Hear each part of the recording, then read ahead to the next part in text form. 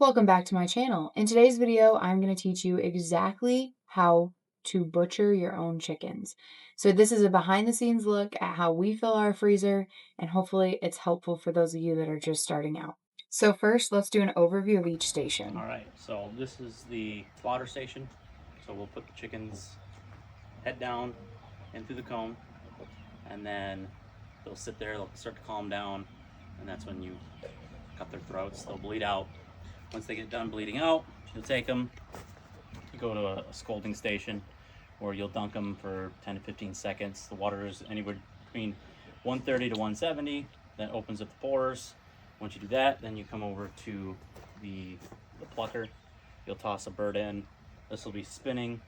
The feathers will start to get caught on the little rubber fingers that are in here, and then it'll start to pull them all off for us. It'll be hooked up to a hose, so it'll be spraying water, then it'll flush itself out.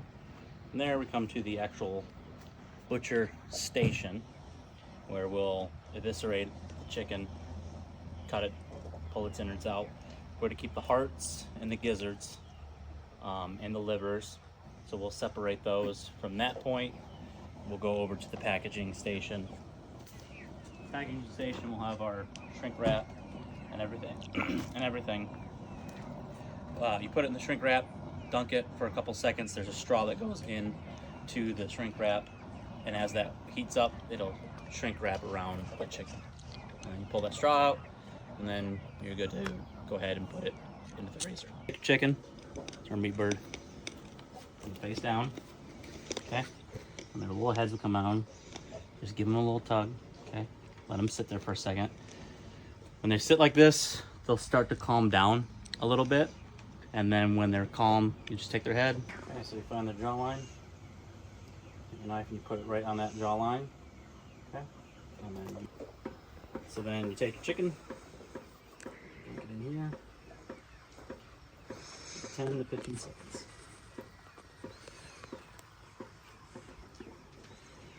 Okay, let me turn this on. Chicken.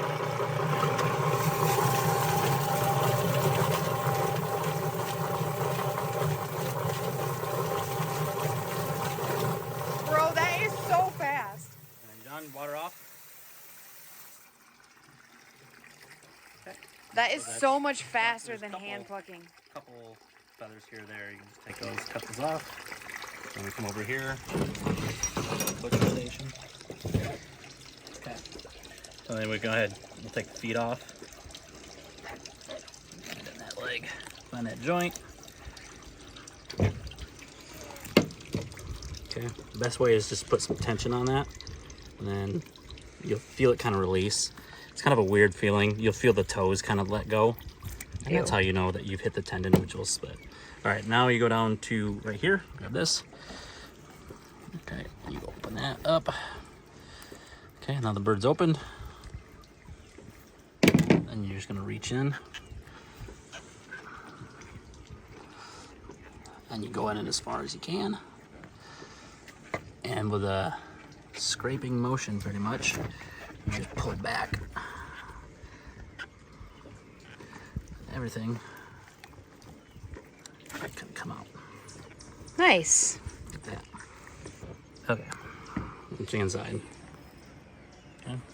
So we'll just kind of scrape in there. Those some of the lungs are still in there, so scrape that out. The head, or excuse me, the neck. Just find a vertebrae to work with. Right there. Cut it. All right, so then we'll put the chicken necks there. We'll put the feet there. Gizzard. And this is its tiny little heart. So from the chicken legs, you'll get chicken broth. You can give them to your dogs too for treats. Same with the chicken necks as well. So we'll try to use as much as we can out of the. And the rest of this will go in our compost. A real quick rinse of it. And feathers off. Rinse the outside out, the inside out. Pour that down. Ooh, get all that little lung out of there. Yeah. Rinsed. Nice Not the most glorious thing, but just kind of reach in there and use your fingers and scrape it out. So then we take the bird, slip the bird in here, and then you take this little straw and you're gonna stick it in the bag with the chicken. All right, so when you dunk it, the straw will stick out. What that does is when it heats up, it'll push all that hot air come out, and then it gives you the opportunity to then take a zip tie, you'll wrap it around that straw, let it sit for a second, pull the straw out, and then finish closing it off. So a pro tip for this part is you're going to want to make sure that your water is at least 200 degrees. If not, it will take forever for these to shrink wrap to the chicken and you will have extra air in there. If your water is hot enough, you should see the plastic start to conform to the bird like it did here, and you'll hear bubbles coming out of the straw. Then you just place the zip tie over top, pull it tight, and remove the straw from the cavity of the bird. Then this is ready to go in the freezer, and just like that, you've butchered your own chicken. All right, so let's take a look at how this actually works when it's all flowing. You can see that I'm bringing up the next batch of birds and allowing them to relax in the cone. Meanwhile, Tyler is gutting the birds and I'm rinsing them and packaging them. All of this is maximizing our efficiency. You can see that setting up these stations is an actual game changer to making sure that you have high quality meat by the end of this process. So, two of the most important stations are the kill cones themselves and the packaging and rinsing station.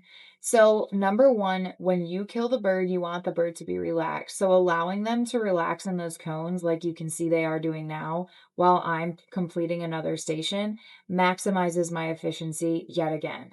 Then, once the bird is gutted, you want to rinse it with cool water and get it in the freezer as soon as possible. This helps cool the meat down quickly and helps preserve the freshness so that it tastes better when you eat it. You'll also notice that a key of having all these stations set up is that I know exactly what part of the process a bird is at based on which table it's sitting on. And so if I'm waiting for the birds to calm down, I can go complete another task.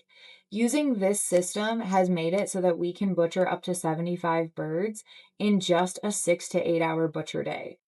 If you enjoyed this video, please make sure to like and subscribe. And of course, follow me for more if you're trying to start your own homestead, because we started from scratch with no experience and I'm here to share the trial and error with you. Thank you so much for watching, and I hope you have a great day.